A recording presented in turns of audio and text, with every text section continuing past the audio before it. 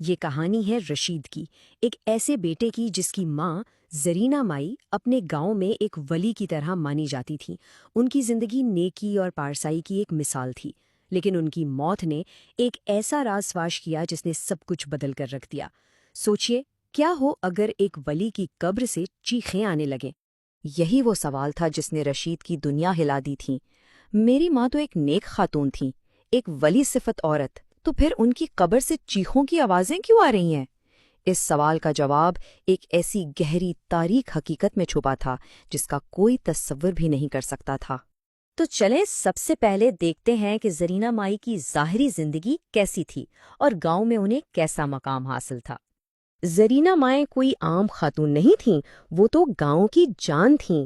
وہ پورے گاؤں میں واحد پڑھی لکھی عورت تھیں، ایک ریٹائرڈ اسکول ٹیچر جنہوں نے اپنی پوری زندگی بچوں کو دین و دنیا کی مفت تعلیم دینے میں گزار دیں۔ سب ان سے محبت کرتے تھے، ان کی عزت کرتے تھے۔ ان کی زندگی بظاہر نیکی کا ایک مکمل نمونہ تھی، لیکن پھر اچانک ان کی موت کے صرف 2 دن بعد ایک خوفناک، نا سمجھ میں آنے والا سلسلہ شروع ہو گیا۔ وہ ساری عزت، وہ سارا احترام ایک ایسے راز کے نیچے دبنے لگا جس کا کسی نے سوچا بھی نہیں تھا۔ یہاں زندگی اور موت کے بیچ ایک عجیب و غریب تضاد تھا۔ ایک طرف ان کی نیک نامی سے بھری زندگی اور دوسری طرف ان کے قبر کا یہ حال کہ ہر صبح اس سے آگ کے شعلے بلند ہوتے اور اندر سے دل دہلا دینے والی چیخیں سنائی دیتیں۔ رشید بالکل سمجھ نہیں پا رہا تھا کہ اس کی نیک ماں کے ساتھ آخر ایسا کیوں ہو رہا ہے۔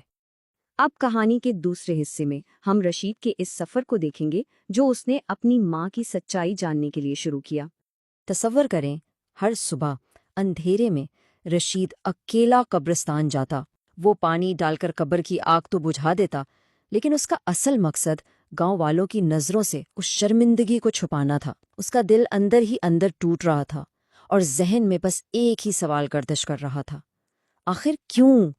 دیکھیں، جب انسان غم اور الجھن میں ہوتا ہے تو اس کا دماغ عجیب طرح سے کام کرتا ہے۔ رشید کا سارا شک اپنی ہی بیوی پر چلا گیا۔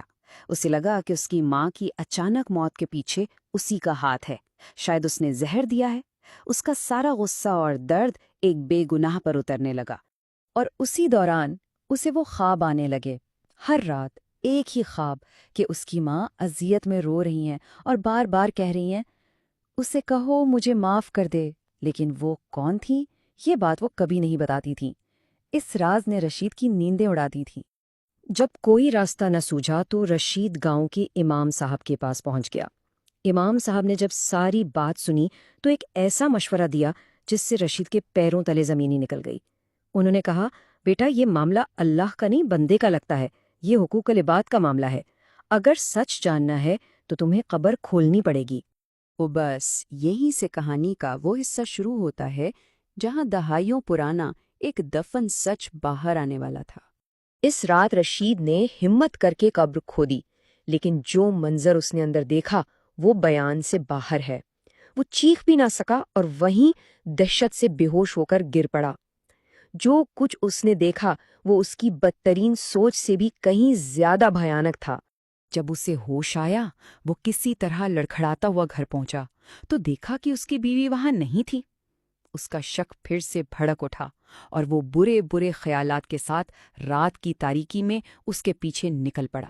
وہ سیدھا اپنی ساس کے گھر پہنچا اور باہر چھپ کر اندر کی باتیں سننے لگا، اور وہی وہ لمحہ تھا جب اس کی اپنی ماں کی زندگی کی اصل خوفناک حقیقت اس پر کھلی، ایک ایسی حقیقت جس نے اس کی روح تک کو ہلا کر رکھ دیا۔ تو سچ یہ تھا، اس کی نیک ولی صفت ماں نے 3 بڑے گناہ کیے تھے۔ پہلا، دھوکہ۔ انہوں نے اپنی ان پڑھ کزن کو، جو رشید کی ساس تھیں، دھوکے سے ان کے گھر اور جائیداد کے کاغذات پر انگوٹھا لگوا کر سب کچھ ہتھیا لیا۔ دوسرا، بہتان۔ پھر گاؤں بھر میں ان کی عزت خراب کی، جھوٹی افواہیں پھیلائیں تاکہ وہ بالکل اکیلی رہ جائیں۔ اور تیسرا، زبردستی۔ اس راز کو ہمیشہ دفن رکھنے کے لیے انہوں نے اپنے ہی بیٹے کی شادی اسی مظلوم عورت کی بیٹی سے کروا دی۔ جب یہ سچ سامنے آیا تو رشید نے فیصلہ کیا کہ وہ اپنی ماں کے گناہوں کا کفارہ ادا کرے گا۔ اس کے ہاتھ میں وہی کاغذات تھے جو اس نے اپنی ماں کے کفن میں پائے تھے، ان کے گناہوں کا ثبوت۔ وہ سیدھا اپنی ساس اور بیوی کے پاس گیا، ان کے قدموں میں گر گیا۔ وہ کاغذات ان کے حوالے کیے اور اپنی ماں کی طرف سے کیے گئے ہر ظلم کی معافی مانگنے لگا۔ اور پھر ایک معجزہ ہوا۔ جیسے ہی ان دونوں عورتوں نے اسے دل سے معاف کیا، قبر کا عذاب اسی لمحے ختم ہو گیا۔ آگ ٹھنڈی پڑ گئی، چیخیں خاموش ہو گئیں، اور اس رات رشید کو آخری بار اپنی ماں خواب میں نظر آئیں، پرسکون اور مسکراتی ہوئیں۔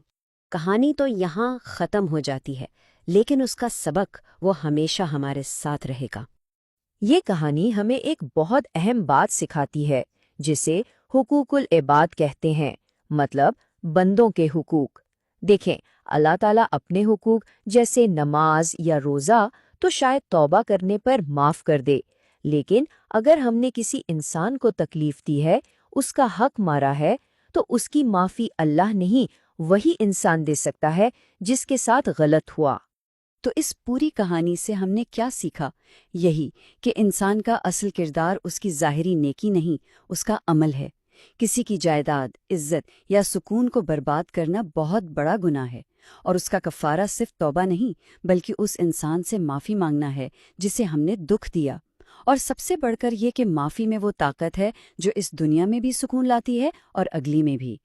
یہ کہانی ہمیں یہ سوچنے پر مجبور کرتی ہے کہ جانے انجانے میں ہمارے اوپر ایسے کون سے قرض ہیں جن کی ادائیگی صرف